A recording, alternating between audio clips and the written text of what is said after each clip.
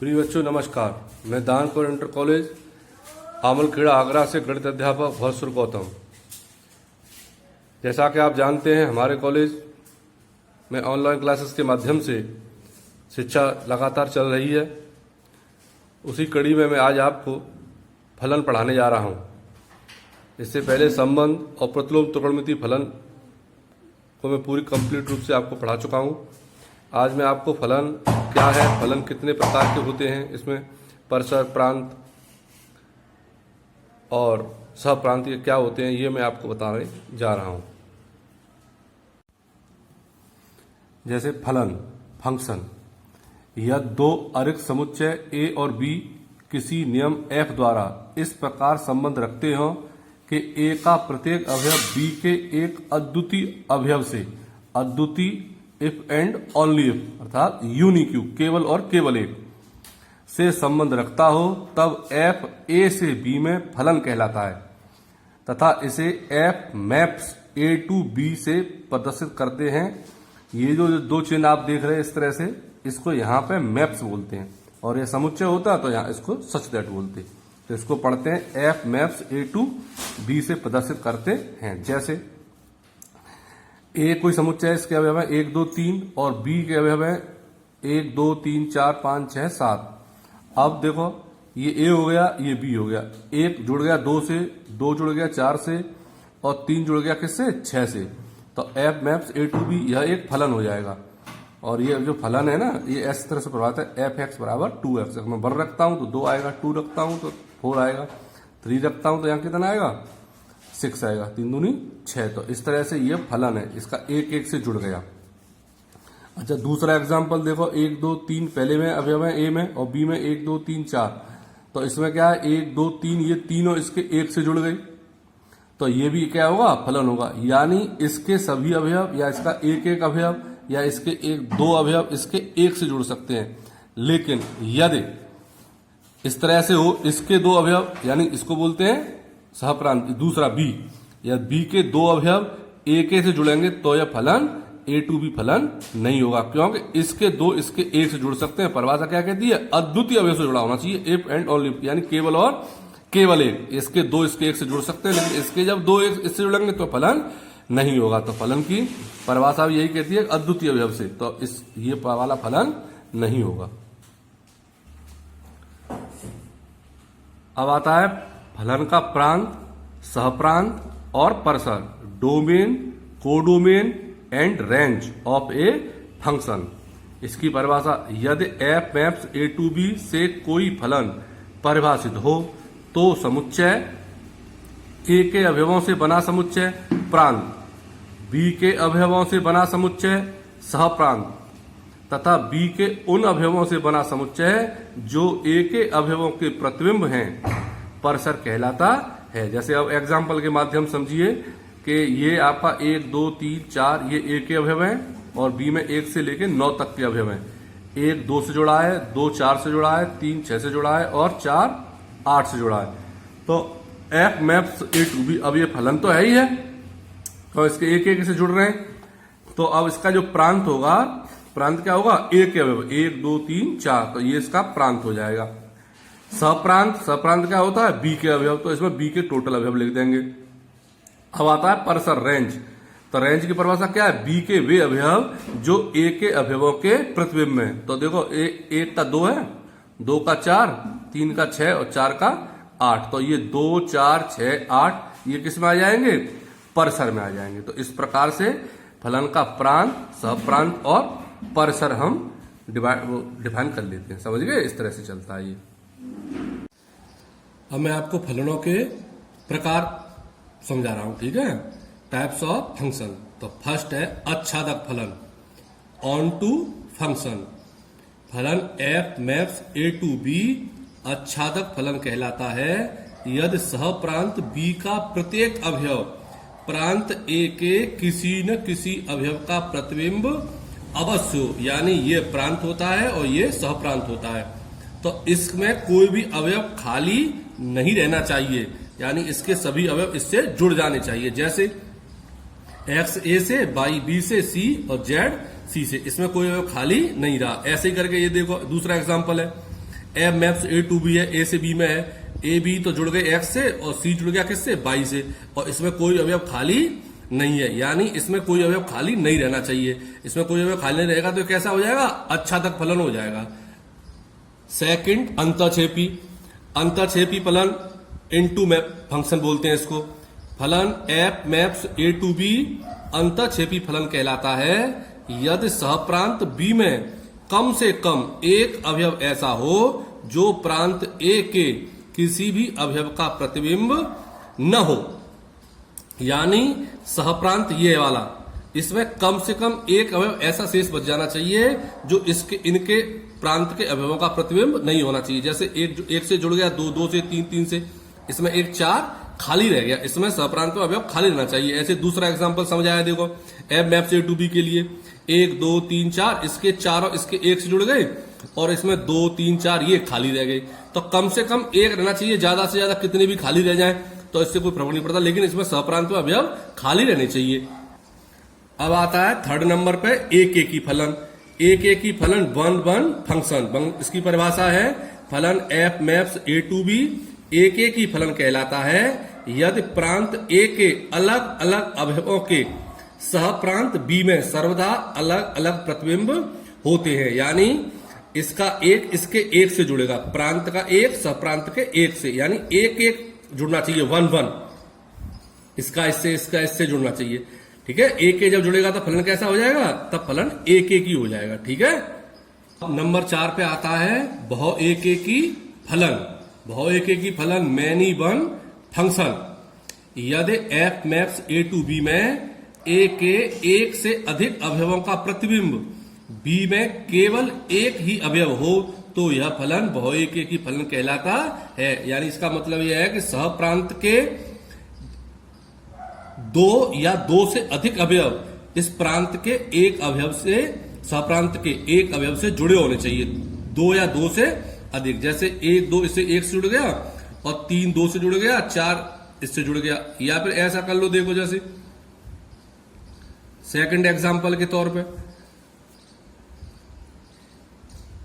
ए B सी और x Y और ये इससे जुड़ गए दोनों एक्स से और ये जुड़ गया किससे, इससे। तो ये दोनों एक से जुड़ गए और ये भी जुड़ गया एक से, तो ये कैसा हो गया, बहु एक एक की। क्यों, इसके 2 इसके, अच्छा ये तीनों भी इसके एक से जुड़ सकते हैं, इससे कोई फर्क नहीं पड़ता, समझ गए नहीं। ये तीनों एक से जुड़ जाएंगे तब भी यह बहु एक एक ही होगा, क्योंकि 2 या 2 से अधिक सहप्रांत के अवयव से जुड़े होने चाहिए। अब नंबर 5 पे आता है अचर या स्थिर फलन, कांस्टेंट फंक्शन।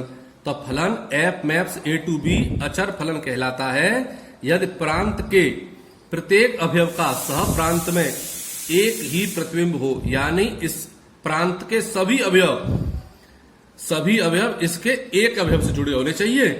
जैसे मैंने एग्जांपल ये दे रखा है, 1 2 3 इसके एक से जुड़ गए और इसमें खाली रह गया। दूसरा एग्जांपल ऐसे भी दे सकते हैं, मान लो सपोज करो इसमें ए बी सी है और इसमें केवल एक्स ही है, तो ये तीनों इसके एक से जुड़ गए। इसके सभी अवयव इससे जुड़ने चाहिए, तो ये क्या कहलाएगा, फिर ये फलन हो जाएगा। समझने में बात नहीं, तो इसके सभी अवयव इसके एक से जुड़ जाएंगे तो अचर फलन हो जाएगा। अब देखो 6वें नंबर पे आता है एक एक की अच्छादक फलन। तो ऐसा फलन जो एक एक की तथा अच्छादक दोनों हो, एक एक ही अच्छादक फलन कहलाता है। जैसे फलन एक एक ही भी होना चाहिए और कैसा होना चाहिए, अच्छादक भी होना चाहिए। फॉर एग्जाम्पल के लिए A B C X Y Z, तो ए एक्स से जुड़ गया, बी वाई से जुड़ गया और सी जेड से जुड़ गया। ये ए हो गया, ये बी हो गया, f maps A to B हो गया। तो हमने क्या देखा कि एक से जुड़ा हुआ है और इसमें सहप्रांत में कोई भी अवयव खाली नहीं है, तो ये एक एक ही हो गया और अच्छादक हो गया। तो इस तरह के फलन क्या कहलाते हैं, एक एक ही अच्छादक कहलाते हैं। 7वां नंबर आता है बहु एक की या बहु एक की अच्छादक फलन। बहु एक की ऐसा फलन जो बहु एक की हो तथा अच्छादक भी हो। ऐसा फलन बहुएकेकी आच्छादक कहलाता है। जैसे एग्जाम्पल के तौर पर देखो, इसमें 1 2 3 और 4 और इसमें आपके